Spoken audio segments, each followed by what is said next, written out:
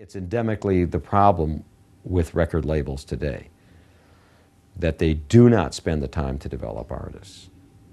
So if I could give any artist or any band, the greatest key is build your fan base. Get out on the road however you can. Demonstrate that you've sold 5,000 CDs. Because the record labels today want it delivered on a silver platter. I could never have signed Prince today in this atmosphere.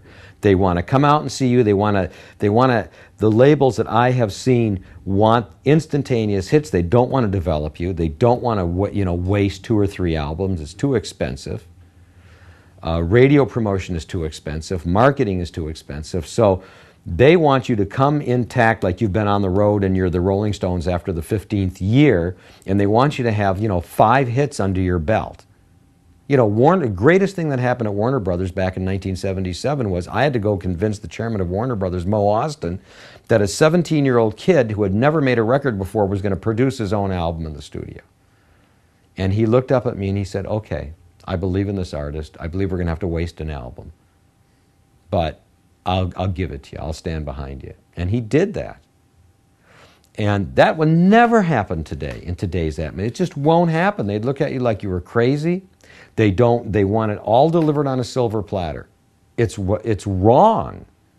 The record labels should be developing artists. That's their business, not bringing it to them on a silver platter. Because what happens is you have an A&R man at a record label, A&R person at a record label, and they're not being groomed and developed, because if they signed the XYZ Act and that act doesn't make it, they're out of a job. It's like instantaneous. It's the McDonald's.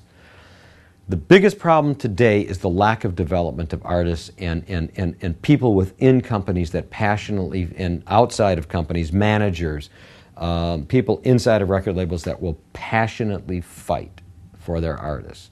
Case in point with Prince again. The senior vice president who became eventually the chairman of Warner Brothers, a guy named Russ Thyrett. He was senior vice president of radio promotion at that time, and we became best friends at that time. He's one of the reasons that Prince got signed to Warner Brothers. He walked into a meeting and said, if you don't sign this kid, I quit this company.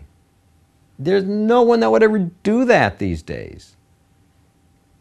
Plus, the system is a little broken down. I know I'm going to get my hands hit with a ruler for saying this. What the behemoth record labels do these days, and they've always done it, but now people are growing tired of it, and I think the internet is going to eventually, in the next 20 years, is going to throw some competition at it, is the big behemoth record labels will loan you $500,000 to live on and make your album, okay? And then you incrementally pay that back to them through your record royalties, maybe $1.50 or $2 an album, you pay that back to them. And gee, one day you've paid all that money back. Isn't that terrific? But guess what? They still own your creative work, your album. It'd be like if you came to me as a painter and you said, can you loan me money? I'm a Van Gogh. And you create the most wonderful painting and I loan you, $1,000 to make that painting. And then you pay me that money back and I still own your painting. That's going to have to get changed. But I don't think it's going to happen this year. I think it's going to happen many, many moons, down. So what happens to an atmosphere where bands aren't developed anymore? You have these McDonald hit bands. You get these boy bands that come up. And you get these bands that, that's why people are complaining about music these days, for the most part. You get this McDonald's atmosphere, this music is pushed out on radio, and you have to pay promotion men to go out and get these things played on radio. You can only push the most instantaneous thing. You get bands that are never going to leave their mark on this earth. I'd love to name them right now, but I'm not going to. But we all know who they are. They are not going to leave their mark on this earth. We haven't seen a band come along that's going to, I think maybe U2. Nirvana, for me, was one of the last bands that, I'm sure a lot of people argue. But, when I first heard Nirvana in '92 or whatever it was like, oh, thank God, we're back to some real music again. I don't see that happening. And I turn on the radio and it's like, oh my gosh, this is pablum. This is, it's just BS. And and yet it's moving out there.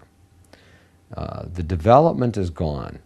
And that is a sad state of affairs for truly creative artists. the nurturing, the passion. So I'm sorry, I know I'm an older guy, but I grew up in a day where if it was good, and you fought for it. And we weren't worried about the numbers that much. We were worried about your development as a creative artist. So my thing for bands today is do as much of your creative development early on. Get honest, get real about your songs.